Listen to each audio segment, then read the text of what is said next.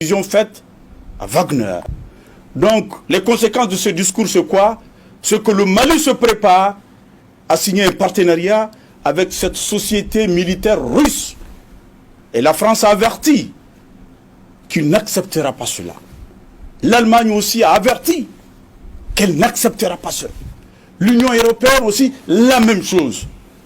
La question que l'on se pose, est-ce que le réalisme politique, le pragmatisme va conduire Choguel, sinon le gouvernement du Mali, à signer avec cette société militaire russe, considérée par d'autres comme des mercenaires, en laissant nos partenaires historiques, classiques, qui aident le Mali dans plusieurs programmes, dans plusieurs projets.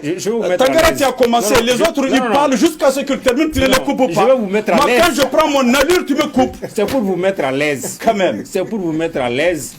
Konara a pris tout son temps. Kamakor a pris tout son temps. Moi, en plein vol, tu me lâches. C'est pour vous mettre... en plein vol, il me lâche. Non, mais écoutez-moi, c'est pour vous mettre à l'aise et vous dire qu'on a un sous-chapitre exclusivement consacré à Wagner et que cette énergie-là, vous pouvez la garder.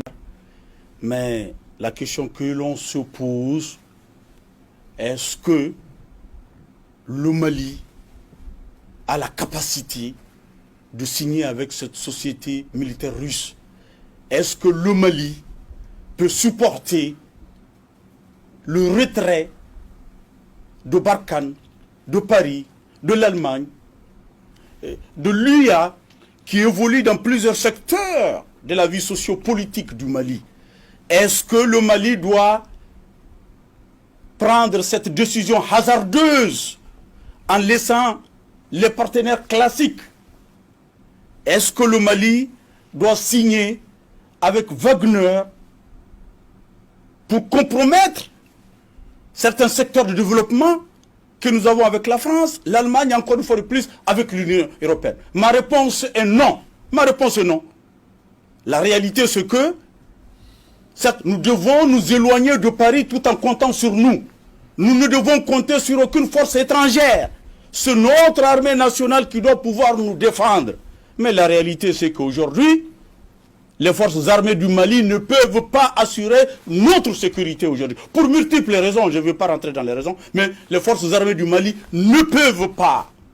Ne peuvent pas. Les forces étrangères qui sont venues pour nous soutenir également ne peuvent pas. C'est ça la conclusion, parce que nous n'avons pas eu de résultats meilleurs.